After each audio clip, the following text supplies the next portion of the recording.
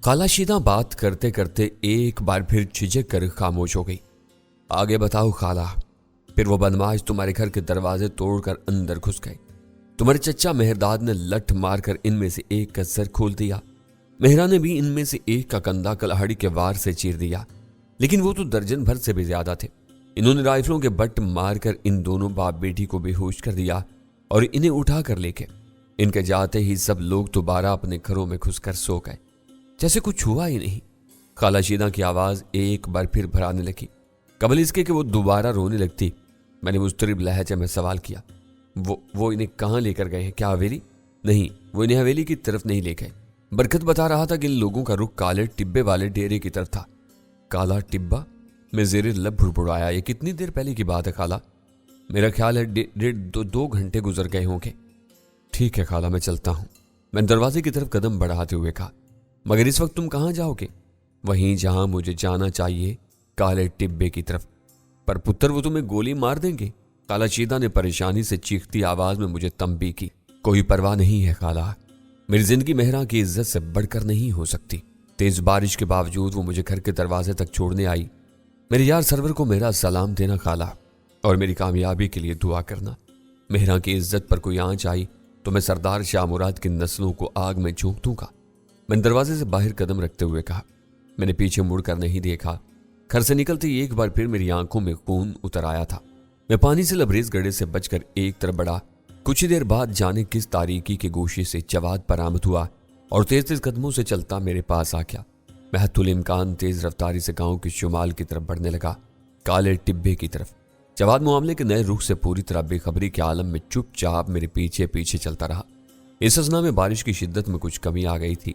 گاؤں سے باہر نکلنے کے بعد میں کچھ دیر کے لیے ایک گھنے درخت کے نیچے رکا۔ اس کے ساتھ ہی جواد کی قوت برداشت جواب دے گی۔ اس نے بےتابی کے عالم میں پوچھا، کیا ہوا ذوالفقار بھائی؟ خالہ شیدہ نے کیا کہا؟ اب تو اسے سردار شاہ مراد کی حویلی کی طرف بھیج رہے تھے۔ سب کچھ تباہ ہو گیا جواد، سب کچھ، میں نے شکستہ لہجے میں کہا۔ میری بات سن کر وہ سخت پریشان ہو گیا۔ کچھ بتائیں تو صحیح بھائی، آخر ہوا کیا؟ سردار شاہ مراد کے کارندے میرے چچا زاد بہن اور میرے چچا کو اٹھا کر لے گئے ہیں۔ اف میرے خدا، یہ سب کیوں کر ہوا؟ اس نے شدید اضطراب کے عالم میں پوچھا۔ میں نے اسے مختصراً پوری صورتحال سے آگاہ کر دیا۔ یہ تو بہت برا ہوا۔ اس کا مطلب ہے ہم نے اس عرافہ کو مہارن کو زندہ چھوڑ کر اچھا نہیں کیا۔ اب ہم کہاں جا رہے ہیں؟ حویلی کو تو ہم شاید پیچھے چھوڑ آئے ہیں۔ مجھے معلوم ہو چکا ہے کہ وہ لوگ میرے چچا اور مہرا کو کہاں لے گئے ہیں۔ جہاں ہم جا رہے ہیں وہ سردار شاہ مراد کا ذاتی جیل خانہ ہے۔ میں خود بھی وہاں قید رہ چکا ہوں۔ کیا ہم وہاں براہ راست حملہ کریں گے؟ جواد نے سنجیدگی سے پوچھا۔ ہاں، مہرا کی عزت شدید خطرے میں ہے۔ ہم لمبی چوڑی منصوبہ بندی میں وقت ضائع نہیں کر سکتے۔ ہم نہایت تیز رفتاری سے فاصلہ طے کر کے جلدی کالے ٹبے والے ڈیرے کے قریب پہنچ گئے۔ ہمیں دور ہی سے ڈیرے کی روشنی نظر آ گئی۔ میں نے جواد کو محتاط ہونے کا اشارہ کیا۔ میں نے دیکھا کہ ڈیرے کے سامنے ہارڈ ٹائپ جیپ کھڑی ہے۔ مجھے معلوم تھا کہ وہ جیپ سردار شاہ مراد کے مینیجر نصر اللہ کی ہے۔ بہت احتیاط سے ڈیرے کے آس پاس کا جائزہ لینے کے باوجود ہم کسی چوکیدار وغیرہ کو نہ ڈھونڈ سکے۔ بارش کے باعث شاید انہوں نے اس کی ضرورت محسوس نہیں کی تھی۔ ڈیرے کا بڑا سا دروازہ بند تھا۔ ڈیرے کی چھوٹی سی عمارت کے پہلو سے گزر کر ہم عقب میں آ گئے۔ موٹی سلاخوں والی بند کھڑکی کے پاس پہنچ کر میں نے اپنے کان کھڑکی کے بند پٹوں کے ساتھ لگا دیے۔ چند لمحوں تک تو مجھے اپنے دھڑ دھڑ کرتے دل کے علاوہ کوئی بھی آواز سنائی نہ دی۔ پھر میں نے ایک آواز سنی، وہ بھی دبی دبی سی۔ میں نے ایک لمحے کے لیے اس آواز کو پہچان لیا۔ اس کے ساتھ ہی مجھے اپنے دل میں تیز دھار برچھی اترتی محسوس ہوئی۔ وہ آواز ایک بار پھر میرے کان میں پڑی۔ وہ کرمناک آواز بلا شبہ چچا مہرداد کے کراہنے کی تھی۔ بڈھا تو تقریباً ہوش میں آ گیا، لیکن یہ چھوکری ابھی تک ہوش میں نہیں آئے۔ اوے گامن، تو نے کھوپڑی تو نہیں توڑ دی اس کی؟ میں نے ایک گونجدار آواز سنی۔ نہیں مینیجر صاحب، میرا ہاتھ اتنا بھی اچھا نہیں ہے۔ یہ تو دیکھو کہ یہ چھوکری بھی تو گلاب کی ڈاڑی جیسی ہے۔ اس پر تو ہاتھ اٹھاتے ہوئے بھی دل ہلتا ہے۔ مت پوچھو کس طرح اس پر ہاتھ اٹھایا ہے۔ یہ تو آنکھوں میں بسانے والی شے ہے مینیجر صاحب۔ تم اسے مجھے بخش دو، میں ساری عمر تمہاری غلامی کروں گا۔ اور جا آئینے میں اپنا منہ دیکھ، شکل چماروں کی، مزاج نوابوں کے۔ تو اسے کوئی گری پڑی شے سمجھ رہا ہے پٹھے؟ ابے اسے تو میں بھی ہاتھ نہیں لگا سکتا۔ اس چھوکری کے متعلق سردار شاہ مراد کی خاص ہدایت ہے، وہ اسے خاص نسخے میں استعمال کرنا چاہتا ہے۔ میں نے کوئٹہ میں سردار شاہ مراد کے پاس پیغام پہنچا دیا ہے، وہ کل دن میں یہاں پہنچ رہا ہے۔ ان سے وہ خود نمٹے گا۔ تمہاری یہ بات تو سچ ہے مینیجر صاحب، किसी खास वजह से सरदार शाह मुराद इन दोनों बाप बेटी को छूट देता रहा है, वरना रत्ता साईं वाले मामले के बाद ना तो मैं समझा था कि सरदार इन दोनों के टुकड़े टुकड़े करके अपने कुत्तों के आगे डाल देगा। लेकिन मैनेजर साहब, कहीं इन दोनों पर हाथ उठाने के बाद सरदार मुझे और मनुष्य को सजा तो नहीं देगा ना? अबे मरता क्यों है? तुम लोगों ने यह सब मेरे कहने पर किया है, मैं सरदार को खूब जवाब दे लूंगा। तुझे क्या पता सरदार शाह मुराद कितना शातिर आदमी है, उसने बिला वजह इनको जिंदा नहीं छोड़ा। इस बुड्ढे और इसकी बेटी को खत्म करके इसके इंतकाम की आग सर्द नहीं पड़ सकती थी। इसका असल मकसद तो उस कुत्ते सैफड़ को इबरतनाक मौत मारना है। मैंने खासी सोच विचार के बाद अंदाजा लगाया है कि सरदार शाह मुराद इस बुड्ढे और इसकी बेटी को सैफड़ के लिए चारे के तौर पर इस्तेमाल करना चाहता था। इसे पुख्ता यकीन था कि सैफड़ जल्द या बदेर इन दोनों से मिलने जरूर आएगा, और तुमने देख ही लिया कि सरदार शाह मुराद का अंदाजा 100% दुरुस्त निकला। आखिरकार आज रात वो हरामी से मिलने आ ही गया। अलबत्ता यह बात अभी तक मेरी समझ में नहीं आई कि गांव में दाखिल होने वाले तमाम रास्तों की कड़ी निगरानी करने वाले बंदों की नजर से बचकर वो गांव में घुसा कैसे, और फिर बख्तियारे को कत्ल करने के बाद वो गांव से फरार होने में कामयाब कैसे हो गया? नसरुल्लाह ने हैरान से लहजे में कहा। जवाद ने धीरे से मेरा शाना दबाया। मैंने इस्तेफामिया अंदाज में गर्दन हिला दी। कुछ भी हो मैनेजर साहब, वो छोकरा है बड़ा जीतार। अकेले ने सरदार शाह मुराद जैसी बढ़ा के नथ डाल रखी है। सारा जोर लगाने के बावजूद भी शाह मुराद उसका बाल भी बिक्का नहीं कर सका। आज रात भी उसने बख्तियारे जैसे 30 मारखा को मिट्टी कर दिया है। बख्तियारे की भी आज शामत ही आई थी, जो उसने हवेली से आज रात की छुट्टी ले रखी थी। अबे छुट्टी कैसे न लेता? चिम्मो को म्यारन को टाइम जो दे रखा था, साले ने मौज करा रखी थी उस कुतिया की। अपनी सारी तनख्वाह वो तकरीबन उसी पर खर्च करता था। फिर क्या हुआ मैनेजर साहब? इस कंजर ने रत्ता साईं के दौर में कमाई भी तो लंबी की थी। जब भी रत्ता साईं के यार दोस्तों की माफड़ जमती, इनके लिए छोकरियां यही फराम करता था। खुद रत्ता साईं और सरदार शाह मुराद तो इसी के मुस्तकिल सरप्रस्त थे ही। छोड़ो यार गामण, वो जैसा भी था, हमें उससे क्या लेना देना। तुम ये बताओ, फिदे और रसूलन वगैरह को गए हुए कुछ ज्यादा ही देर नहीं होगी। अभी तक तो उन्हें वापस आ जाना चाहिए था। वो वापस आने ही वाले होंगे जनाब। अकबर और अहमद की मरम पट्टी कराने और तीनों चौकियों और थाने तक आने जाने में अच्छा खासा वक्त लग जाता है। हो सकता है इन्हें सैफर और इसके साथी के मुतालिक कुछ सोन गुण मिल गई हो और वो सीधे इनके पीछे चले गए। गामन ने कहा। जवाद ने एक बार फिर मेरी शानी को हल्का सा दबाया। नहीं, अगर कोई ऐसी बात होती तो वो फोन पर हवेली इतला कर देते और वो इतला हमारे पास पहुंच चुकी होती। मेरा दिमाग अभी तक इसी मसले में उलझा हुआ है कि वो दोनों इतनी आसानी से इस इलाके से निकल जाने में कामयाब कैसे हो गए। ये दोनों पूरी तरह होश में आ जाएं तो इनसे कुछ पूछताछ करेंगे। हाँ खान जी, बात तो तुम्हारी काबिले गौर है।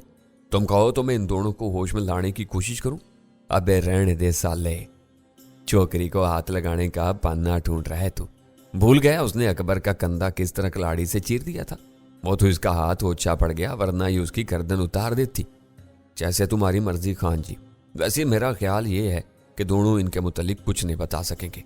सैफल वारदात से पहले इनके पास आया था। बख्तियारों को कत्ल करने के बाद तो वो 1 मिनट भी गांव में नहीं रुका होगा। बात फिर वहीं आ जाती है कि वो दोनों इतनी खामोशी से फरार कैसे हो गए। इन लोगों के पास यकीनन कोई गाड़ी भी होगी। वो किसी भी सड़क से जाते हमारे बंदों की नजर से बचकर नहीं जा सकते थे। मैनेजर नसरुल्लाह ने उलझन अमेज लहजे में कहा। फिर ज़हन में एक बात आई है मैनेजर साहब। कामन ने यकलक पुरजोश लहजे में कहा। अबे सीधी तरह बक देना, क्या बकना चाहता है? मैनेजर नसरुल्लाह ने बेतुजे ही से कहा। कर्ण जी, हो सकता है वो दोनों अभी तक गांव से फरार ही न हुए हो। गामन ने बेहद पुरजोश लहजे में कहा। एकदम मुझे अपनी रीढ़ की हड्डी में सनसनी की तेज लहर दौड़ती हुई महसूस हुई। जवाद के हाथ की गिरफ्त यकलख्त मेरे शाने पर बेहद मजबूत होगी। मेरे वजूद की तमाम कुव्वत मेरे कानों में सिमट आई। अबे ये क्या कह रहे तू? क्या मतलब है तेरा? मेरा मतलब खान जी, हो सकता है वो अभी तक यहीं गाँव ही में छुपे हुए हों। अबे इतनी बड़ी बड़ी बातें अपने छोटे से दिमाग से न सोचा कर, किसी दिन पागल हो जाएगा। वो दोनों तेरे जितने अक्लमंद नहीं है कि कत्ल के बाद भी यहीं फंसे रहें। वैसे ये तू बता, तेरे ख्याल में वो दोनों इस गांव में किस जगह छुप कर बैठ सकते? मैनेजर नसरुल्लाह ने गामन का मजाक उड़ाते हुए कहा। मुझे अपनी रगों में लहू की गर्दिश लम्हा लम्हा तेज होती हुई महसूस हुई। कान जी, हो सकता है वो दोनों सरवर अली के घर में छुपे हुए हों। सरवर अली तो सैफल का जिगरी यार है। धत तेरे साले, तेरे दिमाग पर तो बस औरत सवार है। यूं क्यों नहीं कहता कि अंधे सरवर अली की पैड़ों पर तेरी राल टपक रही है तो इसी बहाने उन पर हाथ डालना चाहता है। खैर तजवीज तेरी भी पैड़ी नहीं है, इस बहाने आज रात की जगार की थकन भी उतर जाएगी। ठीक ठाक छोकरियां हैं तीनों, बहुत दिनों से किसी सील बंद बोतल का मजा नहीं चखा। फिद्दे और रसूलन को आ लेने दे, इसके बाद सरवर अली के घर की तरफ चलेंगे। इस भीगे भीगे मौसम में ऐसी सौगात फिर कहाँ मिलेगी। मैनेजर नसरुल्लाह ने खबासत भरे अंदाज में एक बुलंद कहका लगाया। कामन ने खुशी से कुलकारी मारकर उसकी तायद की। मेरा खौलता खून मेरे दिमाग की दीवार पर ठोकरे मारने लगा। मुझे लगा कि मैंने एक और रत्ता साईं को इसके असल मकरूर रूप में देख लिया है। मैनेजर नसरुल्लाह और उसका चच्चा गामन अपने गलीज मंसूबे की जुज़वियात तय कर रहे थे, लेकिन मेरे कानों ने गोया काम करना बंद कर दिया। मैं ख्वाब किसी कैफियत में खुदकार अंदाज में खिड़की से दूर हटता चला गया। मेरे जिस्म के तनाव ने जवाद को मेरी जज्बाती कैफियत से आगाह कर दिया। चलो जुल्फकार भाई, उसने धीरे से मुझे झंझोड़ते हुए सरगोशी की। इन शैतानों के इरादे नेक नहीं हैं। मुझे खासी देर तक उसकी बात समझ में नहीं आई। मैं उसे अजनबी सी नजरों से देखता रहा। देर न करो जुल्फकार भाई, इनके साथी वापस लौट आए तो हमारा काम मजीद दुश्वार हो जाएगा, उसने बेचैन से लहजा में कहा। यकलक तो मैं अपने होशो हवास में वापस आ गया। मुझे एहसास हुआ कि हम दोनों इतनी देर से मुसलसल बारिश में भीग रहे हैं। चमड़े की जैकेट के बायस मेरे जिस्म का ऊपरी हिस्सा महफूज था, लेकिन जवाद यकीनन अच्छी खासी सर्दी महसूस कर रहा होगा। इससे मजीद कुछ कहे बगैर मैं तेजी से डेरे के सामने वाले हिस्से की तरफ बढ़ा। जवाद मेरे पीछे पीछे था। हम दोनों के पिस्तौल आग उगलने के लिए पूरी तरह तैयार थे। भारी पटों वाले बड़े से दरवाजे के सामने पहुंचकर मैं एक लम्हे के लिए रुका। फिर मैंने धड़कते दिल के साथ दरवाजे को धीरे से धक्का दिया। दरवाजे में किसी किस्म की झुंबिश नहीं हुई। मैंने अपने हाथ के दबाव में इजाफा किया, लेकिन दरवाजा टस से मस नहीं हुआ। मेरा दिल मायूसी के समंदर में गोते खाने लगा। सूरत-ए-हाल को समझते हुए जवाद ने डेरे की छत की तरफ इशारा किया। मैंने मायूसी से सर हिलाकर कहा, नहीं, छत पर जाने का कोई फायदा नहीं, वहां कोई रोशनदान वगैरह नहीं है। आवाज बदल कर दरवाजा खुलवाने की कोशिश करें, उसने मेरे कान में सरगोशी की। मैंने फिर मायूसी से सर हिला दिया। नहीं, इनको धोखा देना आसान नहीं है, अलबत्ता ये पूरी तरह होशियार जरूर हो जाएंगे। तो फिर क्या करें, उसने मायूसी से सर झटकते हुए कहा। जवाब देने के बजाय मैंने दरवाजे में मौजूद एक बारीक सी दर से आंख लगा दी। मैंने देखा कि सामने चारपाई पर मैनेजर नसरुल्लाह तिरछा लेटा अपनी मूंछों को ताव दे रहा है। उसका पैर मुसलसल हिल रहा था। कामन की पीठ मेरी तरफ थी। इसकी कलाशिनकोफ मुझे चारपाई के सहारे खड़ी नजर आई। कोशिश के बावजूद मैं चचा मेहरदाद और मेहरा की एक झलक भी नहीं देख सका। अचानक जवाद ने हिजानी कैफियत में मेरा कंधा जोर से हिला दिया। मैंने चौंक कर उसकी तरफ देखा। काम बन गया, उसने पुरजोश लहजे में मेरे कान में सरगोशी की। मैंने हैरानी के आलम में उसके चेहरे की जानिब देखा। काम बन गया, मगर कैसे? जवाब देने के बजाय उसने सामने खड़ी हुई मैनेजर रसूलुल्लाह की हार्ड टॉप जीप की तरफ इशारा किया। मेरी हैरत में मजीद इजाफा हो गया। मैं अब भी तुम्हारा मतलब नहीं समझ सका, मैंने उलझन भर लहजे में एतराफ किया। आप आइए मेरे साथ।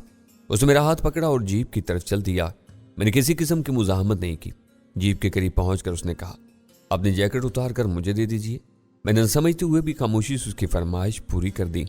बारिश की हल्की सी बौछार मेरी कमीज के खुश्क हिस्से से टकराई।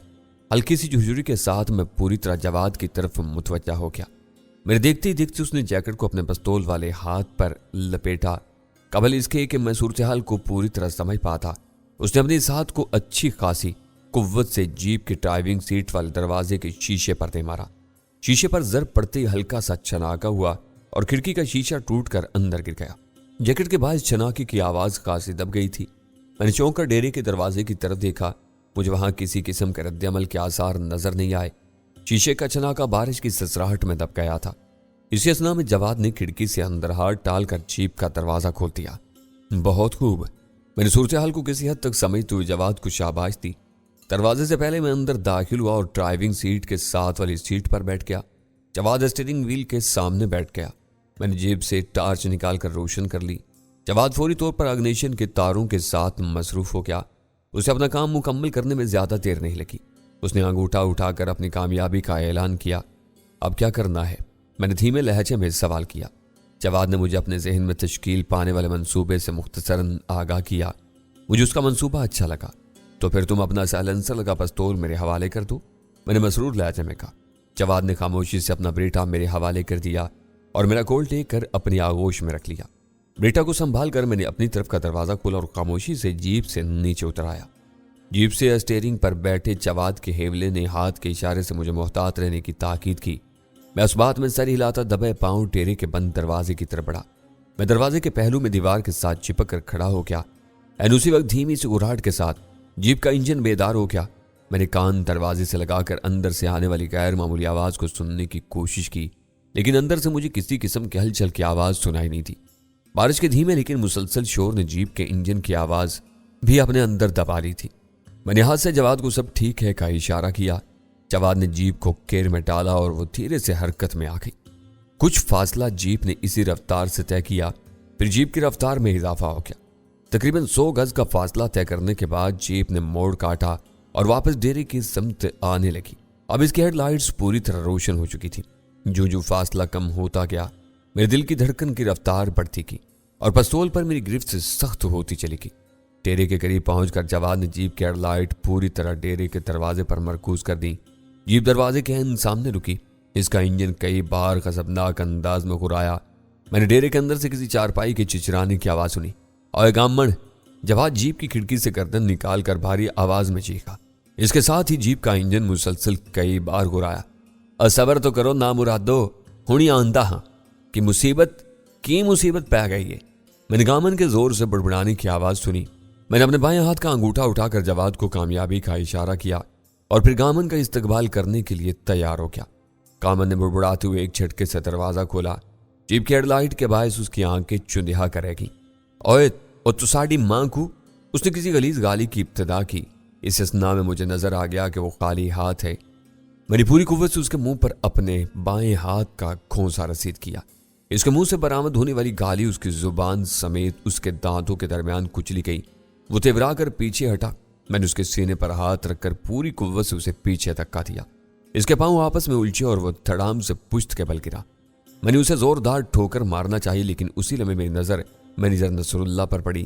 میں نے دیکھا کہ وہ بہت پھرتی سے پائنتی کے سارے کھڑی کلاشنکوف کی طرف بڑھ رہا ہے۔ اس نے حیرت انگیز طور پر برگرفتاری سے بگڑی ہوئی صورتحال کو سمجھ لیا تھا۔ کامن کو نظر انداز کر کے میں نے نصر اللہ کی طرف گولی چلا دی۔ ہلکے سے پٹاخے کی آواز کے ساتھ گولی چارپائی کے پائے پر پڑی۔ نصر اللہ ذرا سا جھجکا، لیکن اگلے ہی لمحے اس نے کلاشنکوف کے نال پر ہاتھ ڈال دیا۔ میں نے اس پر دوسرا فائر کیا، لیکن اس اثنا میں وہ فرش پر لیٹ چکا تھا۔ میں نے اس پر تیسرا فائر کرنا چاہا، لیکن عین اسی وقت زمین پر پڑے گامن نے پوری قوت سے میرے پیروں پر دھلتی ماری۔ میرے پیر زمین سے اکڑ گئے۔ میرے پستول سے نکلنے والی گولی چھت میں گھس گئی، جبکہ میں پہلو کے بل گامن کے قدموں میں ڈھیر ہو گیا۔ اس نے ایک بار پھر لات چلائی۔ اس کی لات میرے بائیں شانے پر پڑی۔